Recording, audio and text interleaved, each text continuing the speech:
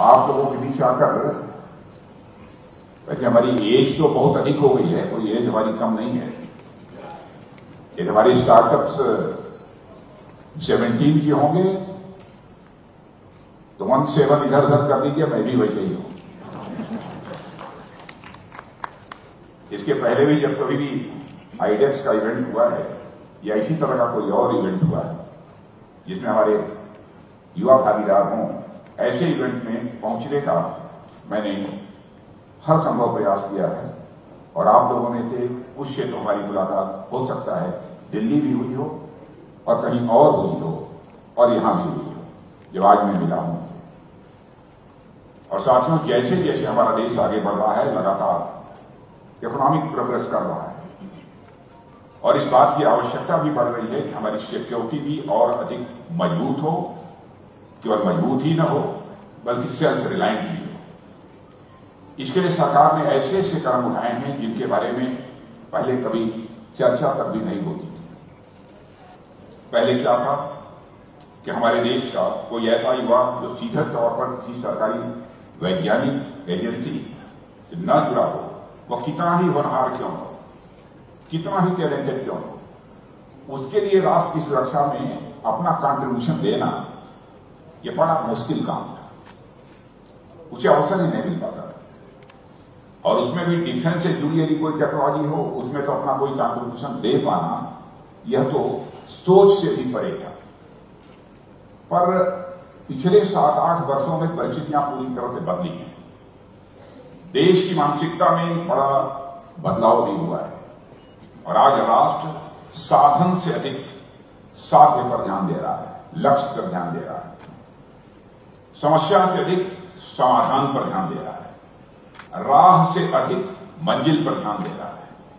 और जब मंजिल पर हमारा ध्यान होता है, तो लक्ष्य पर हमारा ध्यान होता है, तो माध्यम अपने आप निकल आते हैं। यह प्रकृति का शाश्वत नियम है, the eternal law of nature. राहें अपने आप निकलने लगती हैं और इस प्रकार जब हमारी सेनाओं को मजबूत, आत्मनिर्भर और अत्याधुनिक तकनीकों से लैस करने के लक्ष्य पर जब हमने ध्यान देना शुरू किया, तो अनेक माध्यम हमारे सामने आके चले गए। आईडेक्स भी मैं समझता हूं उनमें से एक महत्वपूर्ण यह माध्यम है। महर्षि अरविंदो ने किसी जगह कहा था कि a brave, Frank, clean hearted, courageous and aspiring youth is the only foundation on which the future nation can be built. उनका यही विचार आज हमारी सरकार के लिए एक प्रेरणा का कार्य कर रहा है, एक सोर्स ऑफ इंस्पिरेशन के रूप में काम कर रहा है। और उनका यही विचार आज युवाओं के लिए एक मार्गदर्शक का भी काम कर रहा है। आज जब हमारा डिफेंस सेक्टर यूथ के साथ आईडेक्स जैसे इनिशिएटिव के माध्यम से एक नए पड़ाव की ओर आगे बढ़ रहा है, मैं समझता हूं श्री अरविंदो का यही मंत्र हमारे युवाओं की नई यात्रा में एक नई ऊर्जा भी भरने का काम कर रहा है।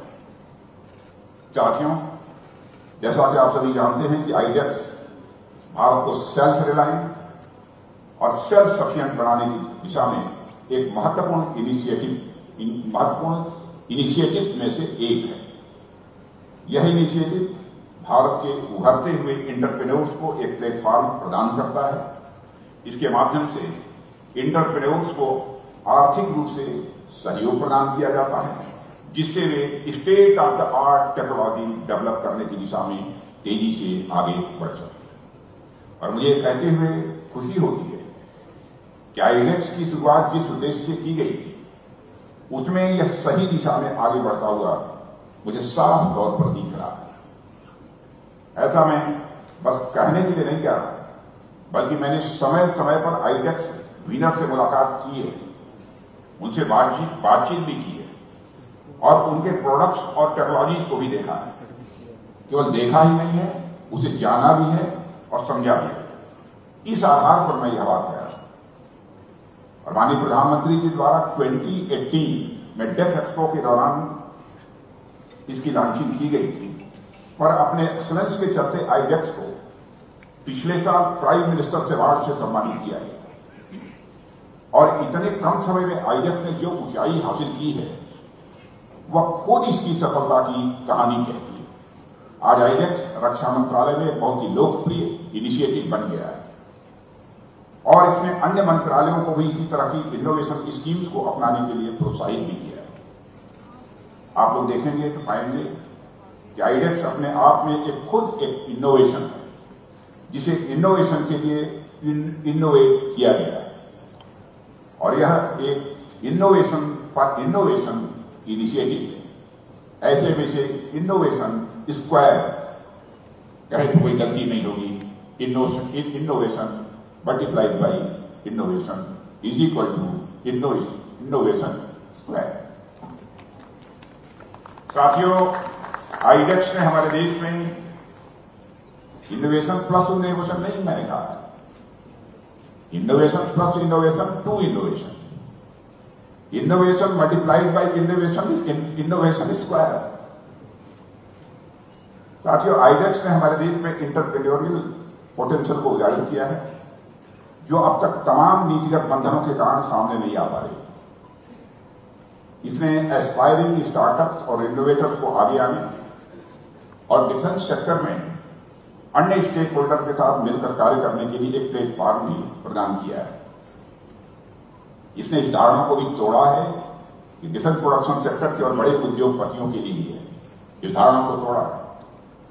मैंने आईडेक्स से ऐसे युवा जुड़ते हुए देखे हैं जो नई कंपनी या स्टार्टअप शुरू करने की स्थिति में बिल्कुल नहीं थे, पर आईडेक्स के चलते उन्होंने अपने सपनों को रियलिटी में बदलते हुए देखा, हकीकत में बदलते हुए देखा। और साथियों, सरकार और इनोवेटर्स के संयुक्त प्रयासों ने अर्थव्यवस्था यानी इकोनॉमी में एक पॉजिटिव रिपल इफेक्ट पैदा किया है। और मैं कह सकता हूं आईडेक्स एक आंदोलन है जो राष्ट्र के लिए काम करने की प्रेरणा से संचालित है और इस पहल ने डायरेक्ट और इनडायरेक्ट रूप से बड़ी संख्या में जॉब्स अपॉर्चुनिटी भी पैदा की हैं, जो जॉब सीकर्स और जॉब क्रिएटर दोनों के लिए उपयोगी है।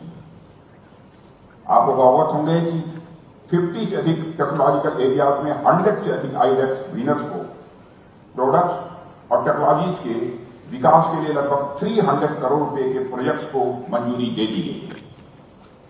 यह आईडेक्स के ऊपर सरकार के बढ़ते विश्वास को दर्शाता है। साथियों, मुझे आपको यह बताते हुए खुशी हो रही है कि आईडेक्स ने अपनी शुरुआत से लेकर अब तक कई गुना वृद्धि की है, जिसके कारण डिफेंस इंडिया स्टार्टअप चैलेंज और ओपन चैलेंज के पिछले 7 एडिशंस में 6000 से अधिक एप्लीकेशंस आ चुके हैं। और इसके अलावा आईडेक्स प्राइम 10 करोड़ रुपए तक की ग्रांटेड सपोर्ट के साथ लॉन्च किया गया है, ताकि हायर इन्वेस्टमेंट रिक्वायरमेंट वाली प्रोजेक्ट्स को आगे बढ़ाया जा सके और विभिन्न स्टार्टअप्स को भी प्रोत्साहित किया जा सके। इसके अलावा आप लोगों को जानकर खुशी होगी कि आईडेक्स अभूतपूर्व गति से अपना विस्तार कर रहा है। यह टियर 2 और टियर 3 शहरों में अपनी प्रेजेंस को बढ़ा रहा है। साथ ही यह देश के विभिन्न हिस्सों में फैले इनक्यूबेटर्स को भी अपने साथ जोड़ने की कोशिश कर रहा है। आने वाले समय में इसका जो लाभ देश को होने वाला है, उसके बारे में हम सोच भी नहीं सकते।